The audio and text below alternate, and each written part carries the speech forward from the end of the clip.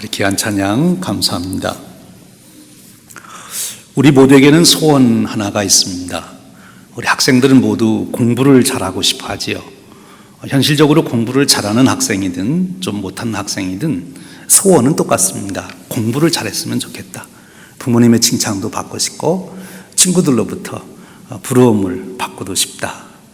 소원이지요.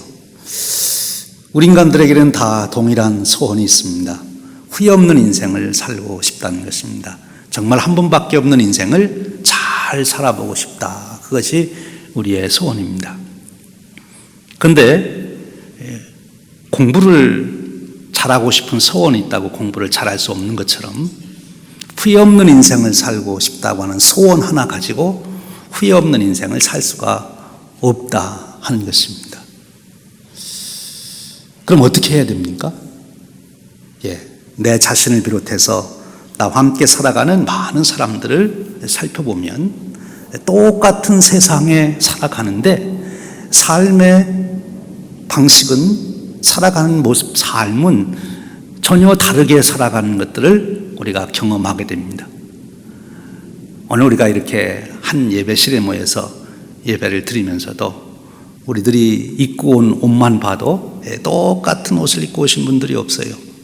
머리를 다 깎으셨는데 헤어스타일도 똑같은 분이 없어요. 다 다르지요. 다른 세계를 살아가는 것이지요. 똑같은 세상에 살아가지만 각자의 세계를 사람들은 살아가고 있다 하는 것입니다. 그것을 우리는 세계관이라 그렇게 얘기해요. 사람은 자기 세계관 속에서 살아갑니다. 그걸 좀 더 좁혀 얘기하면 똑같이 다 인생을 살아가지만 어떻게 인생을 살아가느냐? 자기의 인생관대로 살아갑니다. 그 사람의 인생관을 들어보면, 알게 되면 그 사람은 어떻게 인생을 살아갈 건지 알 수 있게 되는 거지요. 인생관. 세계관과 인생관이 그래서 참 중요한 것입니다.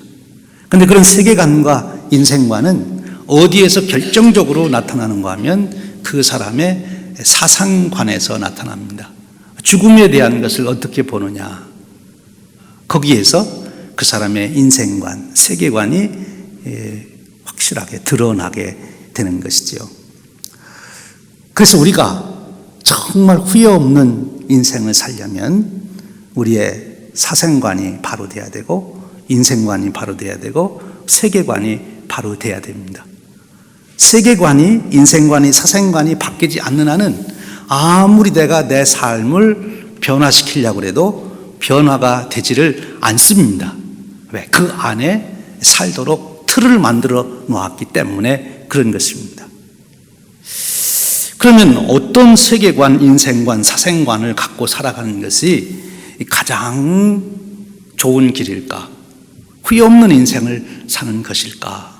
이 질문을 우리는 하게 된 것이죠. 오늘 우리는 그 질문을 던지며 이런 지혜를 우리가 압니다. 뭔가면 벤처마킹이라는 거지요. 제가 노스캐롤라이나에 있을 때 한 분이 자기는 미국에 오면서 뭐 별별 얘기를 다 하는데 마음에 꼭 담고 온 얘기가 있다고. 그게 뭔가면 미국에 가거든 뭘 하는 사람들이 돈을 잘 버는지 봐라. 그걸 구별하기가 힘들거든. 좋은 차를 타고 다니는 사람들이 무슨 직업을 가지고 있는지 그걸 물어보라고. 너도 그거 하면 된다고.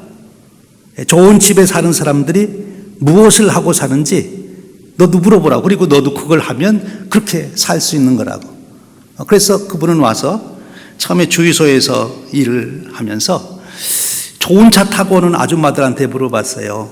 아줌마는 뭘 해서 사십니까? 그랬더니 그 당시 그분이 내린 공통 결론이 뭔가면 옷장사를 한다는 거였어요. 그래서 그분은 옷가게를 해서 돈을 벌었습니다. 그 당시는 옷가게가 잘 될 때니까요. 벤처마킹이죠. 인생도 그렇습니다.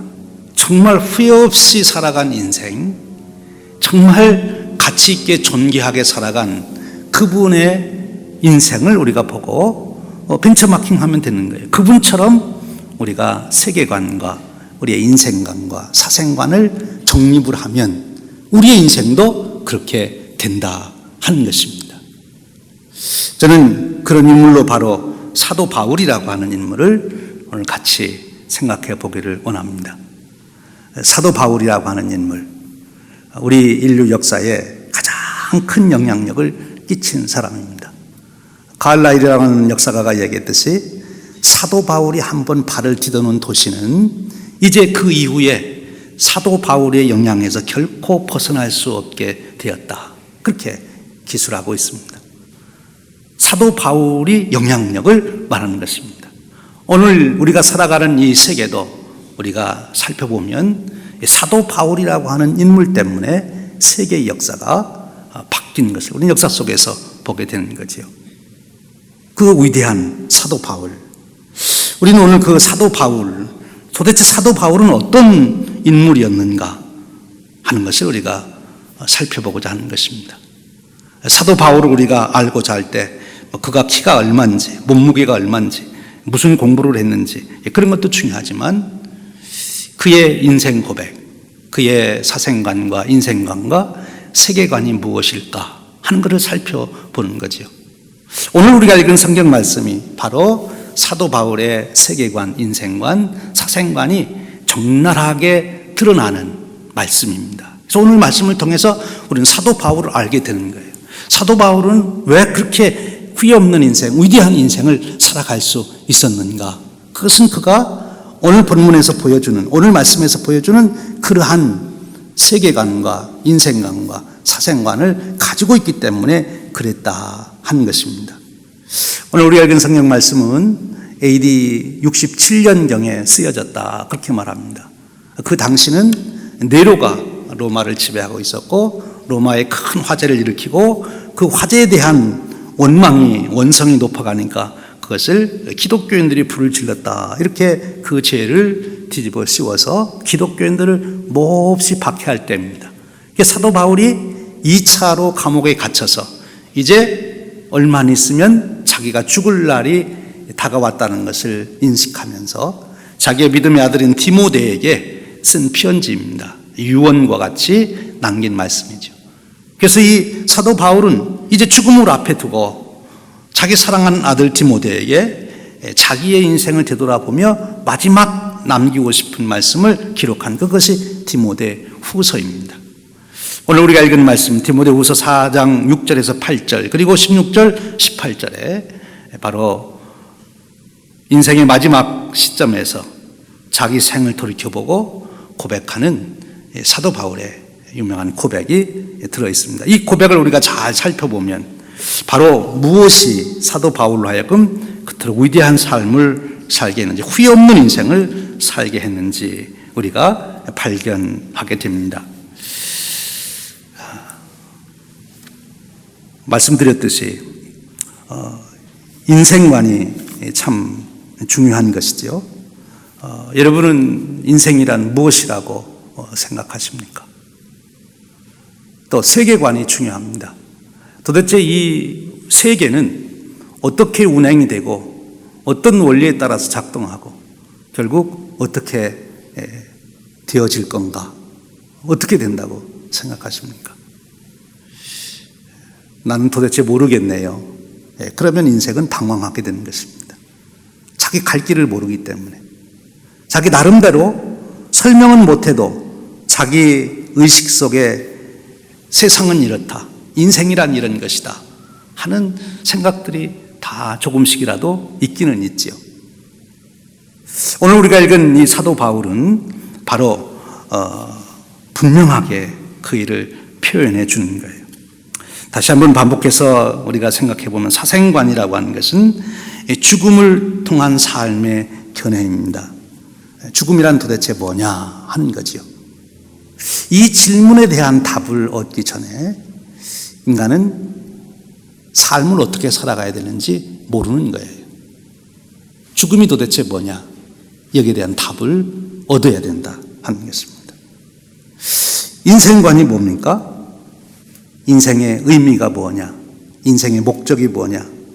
도대체 살아가며 무엇이 가치 있는 것이냐? 거기에 대한 정립이 되어 있어야 되는 것이죠. 세계관은 무엇입니까? 바로 세계를 바라보는 눈이지요. 세상은 도대체 무엇에 의하여 운행되고 이루어져 가고 있는가 하는 것입니다. 어떤 힘이 작동하고 있는가. 오늘 우리가 읽은 본문 말씀에서 우리는 사도 바울의 사생관을 먼저 발견하게 됩니다. 전제와 같이 내가 벌써 부어지고 나의 떠날 시각이 가까웠도다. 자기가 곧 죽게 되었다 하는 거지요. 지난주일에 우리가 그 바울이라고 하는 영화를 보신 분들인데 함께 거기에 보면 사도 바울이 바로 이 디모데 후서를 쓰는 이 시점, 이때의 배경으로 그 영화가 이루어졌습니다. 본인이 이제 곧 죽을 것을 알고 그것을 준비하는 사도 바울의 모습을 우리가 볼 수 있었습니다. 여기 전제와 같이 내가 벌써 부어지고 나의 떠날 시각이 가까웠다. 죽는다는 얘기인데 이 죽음에 대한 얘기를 내가 죽는다라고 표현하지 않고 전제와 같이 내가 벌써 부어지고 나의 떠날 시각이 가까웠다. 이렇게 표현한 이 말씀 속에서 우리는 사도 바울의 죽음에 대한 이해, 그가 죽음을 어떻게 보고 있느냐 하는 것을 알 수가 있습니다. 여기 표현이 사도 바울은 죽음이란 떠나는 것이다. 그렇게 표현하고 있습니다. 죽음은 떠나는 것이다. 죽음은 떠나는 것이다. 그런데 여기 이 떠난다고 하는 말이 우리가 잘 이해해야 합니다. 이 성경에 사용된 이 떠난다는 말의 원뜻은 이런 뜻입니다. 옛날 이스라엘 백성들이 광야를 지날 때 장막, 텐트를 치고 살았지요. 그러다가 이제 다른 곳으로 가려면 여기 있는 장막을 거둬야 됩니다. 장막의 줄을 푸는 것, 그것을 여기 떠난다 그렇게 표현했어요. 또 배가 항구에 정박해 있다가 새로운 항해를 위해서 출발할 때 매여있던 그 끈을 풀게 됩니다. 그것을 떠난다 그렇게 표현하는 거예요. 그러니까 이 떠난다고 하는 것은 목적지도 없이 방향도 없이 그저 이 자리에서 없어져 버린다 그런 뜻이 아닙니다. 그러니까 죽음은 우리의 존재가 없어져 버리는, 소멸되는 것이 아니라는 거예요. 하킹스라고 하는 유명한 물리학자가 죽음이 뭐냐 그럴 때 컴퓨터 망가지면 쓰리장이 버리는 것처럼 인생 죽으면 그냥 다 버리는 것이다, 소멸되는 것이다 그렇게 표현했습니다만 이 바울은 죽음은 그것이 아니라는 거예요. 죽음은 우리가 소멸되어 없어지는 것이 아니라는 것입니다. 죽음은 새로운 곳을 향하여 출발하는 것이다. 그렇게 표현하고 있는 것입니다. 새로운 곳을 향하여 출발하는 것이다. 이 떠난다는 의미 속에는 새로운 곳을 향한 출발이라는 것이 더 본질적인 의미로 가지고 있는 거예요. 죽음은 새로운 출발이다 하는 것입니다.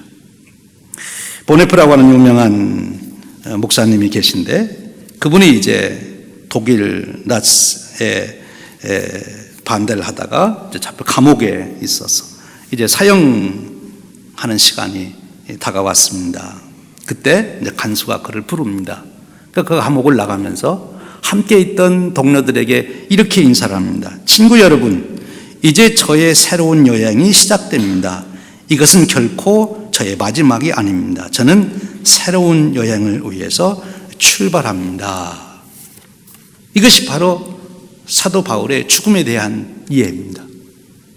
우리가 죽는다고 하는 것은 소멸되는 것이 아니에요. 없어지는 것이 아니에요. 새로운 곳을 향한 출발이라 하는 것입니다. 그러면 무엇을 향한 출발이냐 하는 것입니다. 바로 그것은 새로운 만남을 향한 출발이다 하는 것입니다. 오늘 우리가 읽어가보면 8절에 그런 말씀을 하여 주님께서 기다리고 계신다. 주님께서 기다리고 계신다. 이 죽음은 뭐냐? 내가 주님을 만나러 간 것이다 하는 것입니다. 물론 우리가 예수님을 믿으면 우리가 예수님이 나와 동행하는 그런 축복, 주님의 임재를 누리며 우리가 살아갑니다. 그런데 바울은 우리가 예수를 믿고 주님의 임재를 느끼며 살아가는 것과 우리가 죽음이라고 하는 강을 건너 주님을 만나는 것을 달리 표현하고 있습니다.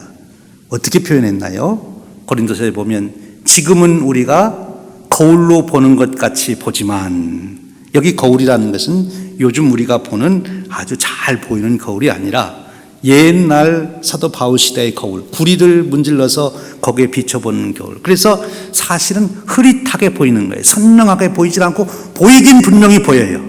분명히 있어요. 분명히 보여요. 거울에 내 얼굴이 있는데, 근데 이게 선명하지 않은 거예요. 그런데 이제 후로는 어떻게 본다고요? 얼굴과 얼굴을 대면하여 볼 것이요.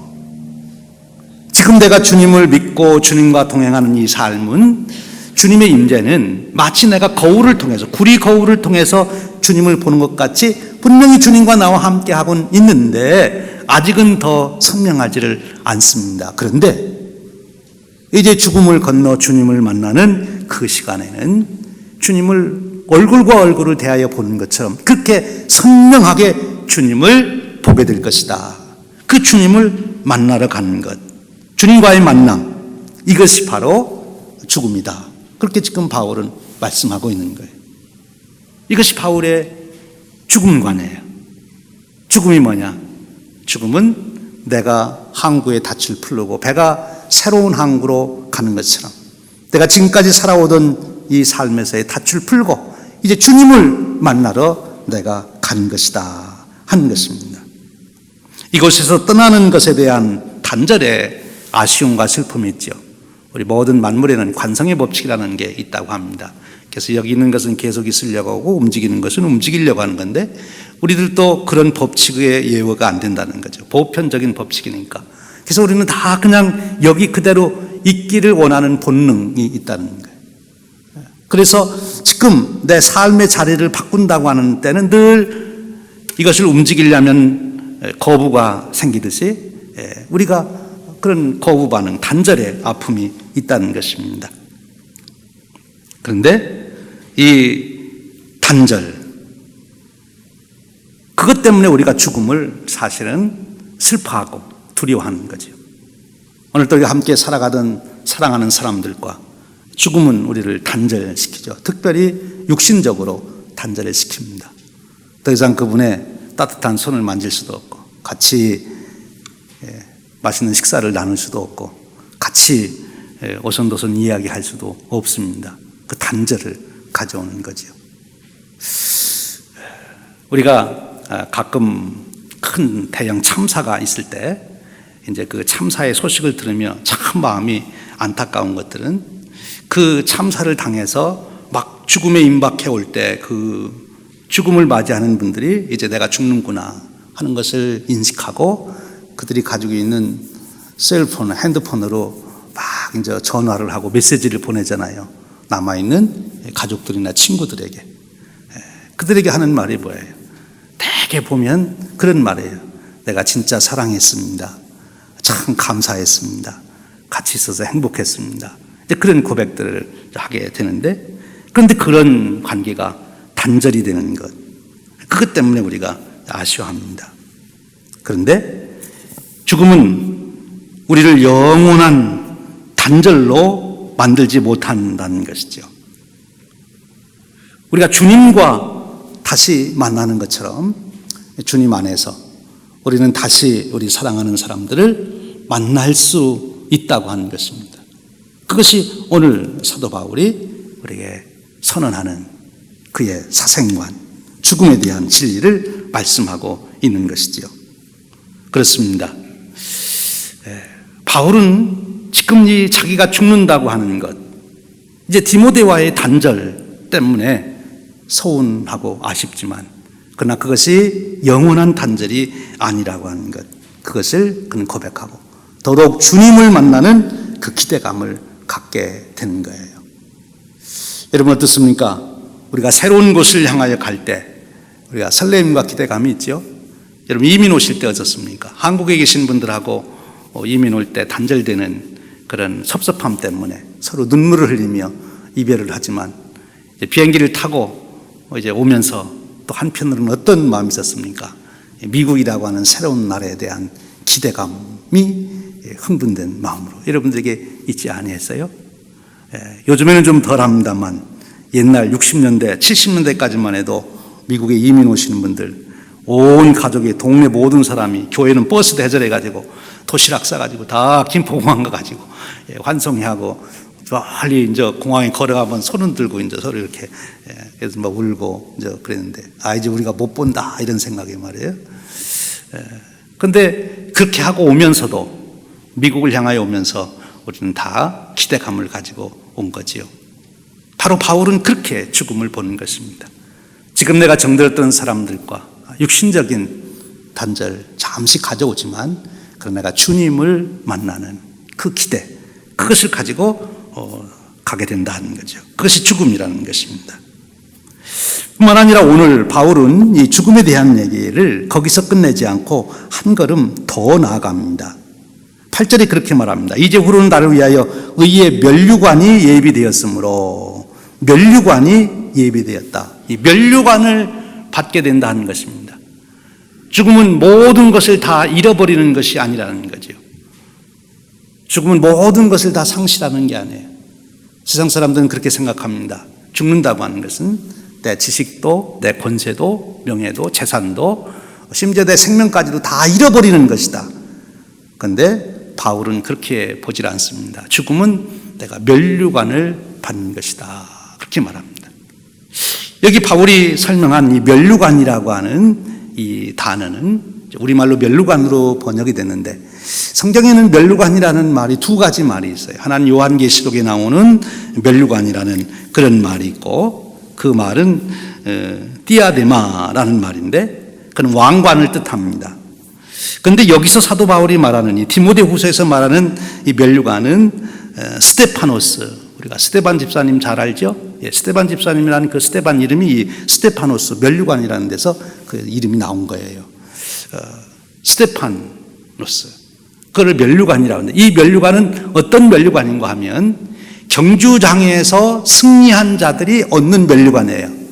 마라톤에서 챔피언을 한 사람이 월계관을 쓰는 그 면류관. 그러므로 이것은 상급을 의미하는 것이고 승리를 말하는 것이고 명예와 축제와 기쁨을 말하는 것입니다. 바울은 지금 주님께로부터 자기가 받을 상급, 승리, 명예, 축제, 기쁨, 그것을 지금 기대하고 있다는 것입니다.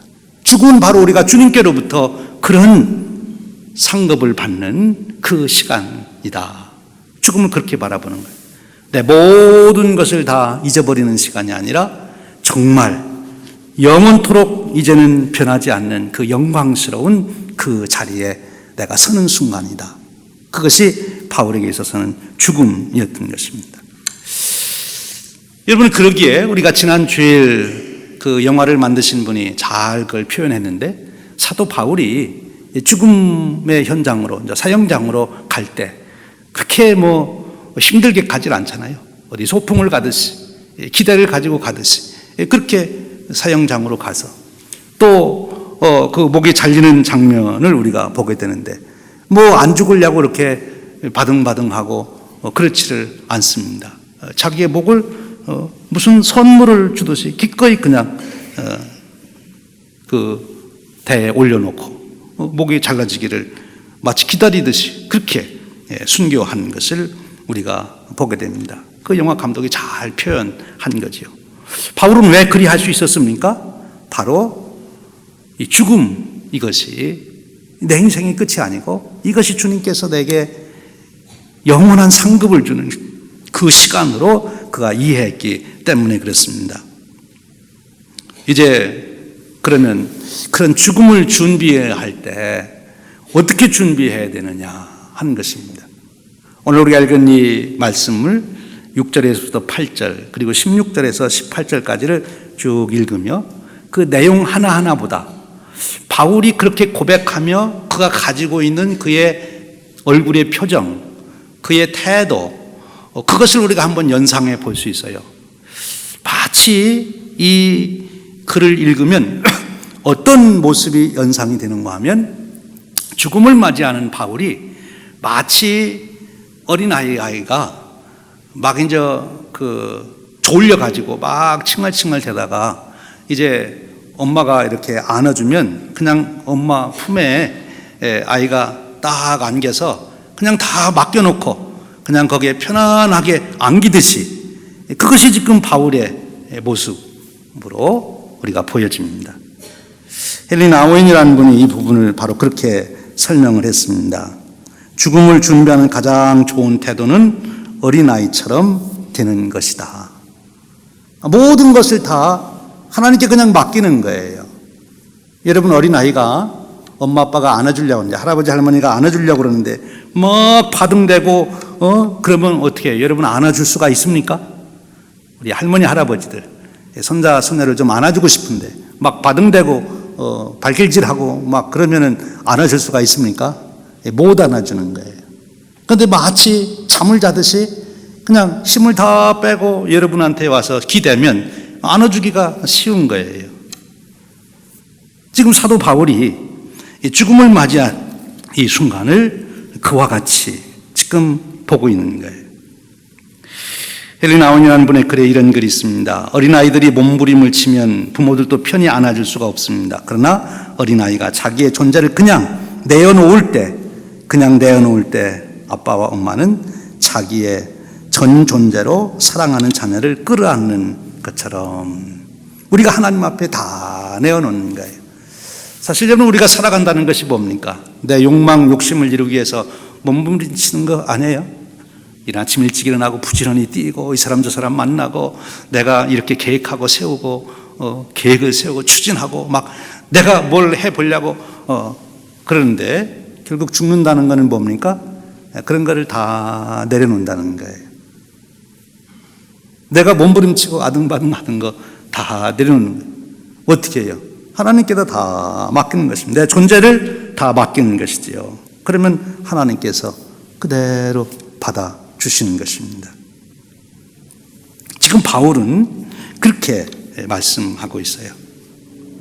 자, 이런 사생관 위에 바울의 인생관이 이제 드러납니다.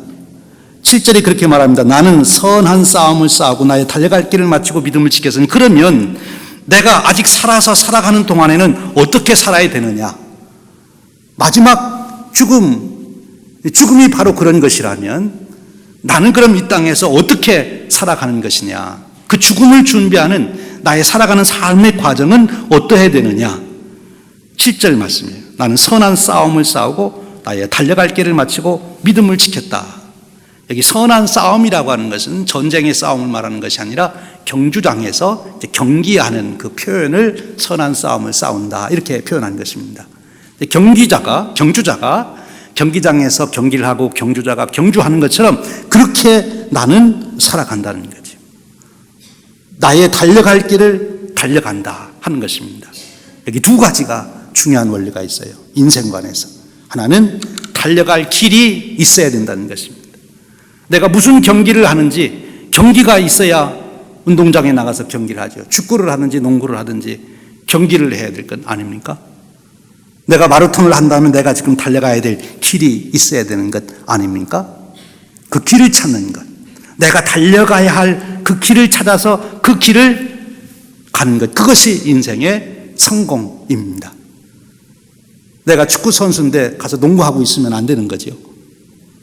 내가 지금 달릴 길이 동쪽으로 나 있는데 서쪽으로 달려가면 안 되는 것입니다. 길을 찾는 것, 내가 해야 할 경기가 무슨 경기인지 그것을 알아내는 것, 그것이 인생의 승리의 첫걸음이라는 거예요.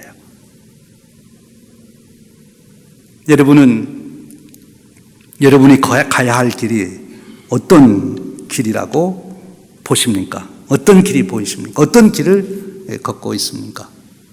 이것을 다른 말로 표현하면 사명이라는 것입니다. 사도 바울에게 있어서 그가 달려가야 할 길, 그가 경기해야 될 종목은 무엇인가 하면 선교하는 것이었어요. 가서 복음을 전하고 거기에 교회를 세우고, 그리고 예수 믿는 자들을 훈련시켜서 그들이 성숙한 성도가 되도록 키우는 것, 그것이 사도 바울이 해야 할 일이었습니다. 사도 바울의 사명이었던 것이죠. 여기 달려갈 길, 내가 싸워야 될 싸움, 그것은 내 사명을 말하는 것입니다. 여러분이 여러분의 가정적으로, 교회적으로, 또 여러분의 사회적으로 여러분들이 해야 할 사명이 무엇입니까? 사명이 없는 사람은 인생을 헛살게 되는 것이죠. 사명을 이룬 자만이 상급을 받게 되는 것입니다. 내가 달려갈 길을 달려가야, 내가 경주해야 될 경기를 잘 치러야, 그래야 상급이 내게 주어지는 거예요. 승리한 경기자에게 주어지는 면류관, 그것은 경기를 해야 되는 것입니다.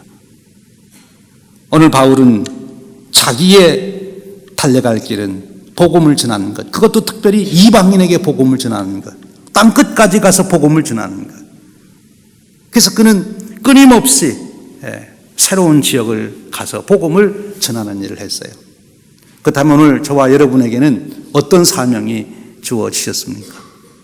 가정적으로, 교회적으로 주어진 사명을 여러분은 정리해 보셔야 됩니다. 하나님께서 나에게 기대하고 있는 것이 무엇일까? 나를 이 가장으로 세우고 남편으로, 아버지로 세운 이유는 무엇일까? 나를 어머니로, 아내로 이렇게 이 가정의 주부로 세운 것은 하나님의 어떤 사명이 있으신가? 구체적인 그 역할을 찾아내셔야 되는 겁니다. 두 번째로는 달려가야 된다는 것입니다. 싸워야 되는 것입니다. 여러분 축구 경기 보셨죠? 농구 경기 보셨죠? 1초도 쉴 사이가 없습니다. 전력 투구를 해야 됩니다. 마라톤 선수가 그런 거지요. 전력 투구를 해야 되는 거예요. 지난주에 제가 주보에 성도님께 드리는 글에 잭 런던이라는 분의 글이 좋아서 제가 소개를 했는데 다시 한번 나눠보고자 합니다. 잭 런던이라는 분은 영국 사람인데 1876년부터 1916년까지 산 분이었습니다. 후일에 미국에도 왔습니다만 그는 참 극심한 가난 속에서 사생아로 태어났어요. 그것도 온갖 육체 노동을 하며 방랑하며 소년기를 보냅니다. 전혀 공부한 적도 없고 사생아로 태어나서 정말 천덕꾸러기처럼 거지같이 그렇게 거지로 살아간 거예요. 거지로. 그러다가 불량하로 경찰에 붙들려서 감옥에 가서 채석장에 끌려가서 중노동을 하게 됩니다. 근데 그러던 중에 어느 날 도서관에서 이 걸리버 여행기라고 하는 로빈슨 크루소라고 하는 소설을 읽게 돼요. 로빈슨 크루소. 여러분들도 잘 아시죠? 그 책을 읽고는 이 소년이 내가 작가가 돼야 되겠다 하는 꿈을 갖습니다. 그리고 그때부터 닥치는 대로 책을 읽습니다. 그래서 고등학교에 들어갔는데 3개월 만에 고등학교 전 과정을 다 끝냈어요. 그리고 대학에 갑니다. 열심히 공부해서 그가 좋은 작가가 됐지요. 근데 그가 18년 동안 51편의 작품을 쓰는 그런 인생을 살았는데 그분은 이렇게 자기의 삶을 고백하고 있어요. 먼지가 되기보다는 차라리 재가 되리라.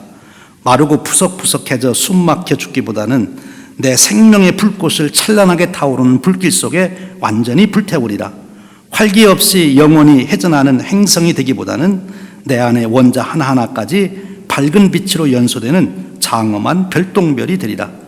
인간의 본분은 그냥 존재하는 것이 아니라 살아가는 것이다. 나는 단지 생을 연장하느라 나의 날들을 허비하지는 않으리라. 내게 주어진 시간을 쓰리라. 열정적인 인생을 살아가는 것입니다. 달려가는 인생이죠. 사도 바울이 그리 살았습니다. 그런 인생이 후회 없는 인생이 되는 거죠. 지금까지 제가 많은 분들의 책을 읽으면서 나는 오래 살았기 때문에 후회 없다. 그런 글은 못 봤어요. 나는 열정적으로 살았기 때문에 가족을 위해서든지 자녀를 위해서든지 교회를 위해서든지 이웃을 위해서든지 민족을 위해서든지 무엇을 위해서든지 내가 열정적으로 인생을 살았다. 그 일 때문에 마지막 죽음 앞에서 나는 후회가 없습니다. 그렇게 고백하는 분들은 많이 있습니다. 사도 바울이 바로 그런 인생관을 가지고 살아간 것이지요. 그런데 그런 인생관은 어디서 온 것입니까? 바로 세계관입니다. 오늘 말씀에 보니까 그의 세계 속에는 가장 중심에 누가 있는 거면 주가 계십니다. 주님, 모든 것을 주관하시는 분이 계십니다. 바로 예수 그리스도이십니다. 우주 만물을 창조하시고 우리를 구원하시고 이제 심판주로 오실 그분이 온 우주 만물을 주관하시고 인생을 주관하시고 자기 자신의 주인이 되신다고 하는 세계관을 가지고 있는 거지요. 그 주님이 다스리시는 세계 속에서 바울은 살고 있다고 고백하고 있는 것입니다. 여러분의 세계 속에는 누가 주인이십니까? 온 우주를 창조하시고 역사를 주관하시는 하나님, 우리를 구속하신 주님, 오늘 또 우리 안에서 감동하시고 역사하시는 성령님이, 삼위일체 하나님이 온 우주의 주가 되신다고 하는 그 세계관을 가지고 있을 때 바로 바른 인생관, 사생관의 열매를 거두게 되고 그의 인생은 후회 없는 인생이 된다. 지금 바울은 그렇게 자기를 증언하고 있는 것입니다. 오늘 우리가 읽은 17절에서 18절에 보면 그분의 사생관, 인생관, 세계관이 어떻게 마지막 그의 삶에 구체적으로 반영되는가를 하나 예로 보여줍니다. 많은 사람들이 자기가 체포돼서 재판을 받을 때 다 도망가고 자기 혼자밖에 없는데 그런데 그들에게 내가 원망하지 않겠다. 원망하지 않고 인생을 살아가는 큰 축복입니다. 왜? 그는 이런 사생관, 인생관, 세계관을 가지고 있으니까 다른 사람은 원망할 필요가 없는 거예요. 이유가 없는 거예요. 원한에 맺히질 않습니다. 평안한 인생을 살아가는 거죠. 그리고 고백합니다. 자기에게 힘을 주심은 자기로 말미암아 선포된 말씀이 온전히 전파되게 하기 위함이다. 내가 사자의 입에서 건짐을 받았다. 주님께서 주관하신다는 거죠. 네로가 지금 세상을 움직이는 것 같지만 아니라는 거예요. 주님께서 주관하고 가신다. 그래서 그분에게는 두려움이 없는 것입니다. 주님이 다 하시는 일이니까요. 그리고 자기를 천국에 들어가도록 구원하시리니 사생관이죠. 내가 이 땅에서 생명이 끝나는 것이 소멸되어 없어지거나 이제 더 이상 내가 존재하지 않는 그런 세계로 가는 것이 아니라, 없어지는 것이 아니라 나는 천국에 들어간다. 주님을 얼굴과 얼굴을 대면하여 보는 그 임재 속에 내가 들어갈 것이고, 창조주 하나님의 그 영원하신 그 은혜 가운데 내가 거하게 될 것이다. 가히 상상할 수 없는 그 놀라운 영광 중에 내가 거하게 될 것이다. 그런 바울에게 죽음이 무슨 두려움이겠습니까? 무슨 아쉬움이 있겠습니까? 그에게는 지금 감사와 평안과 기쁨과 하나님이 주실 역사에 대한 기대로 충만해 있는 것이죠. 여러분, 마지막 승리자가 누굽니까? 죽음을 앞에서 승리를 선언하는 자입니다.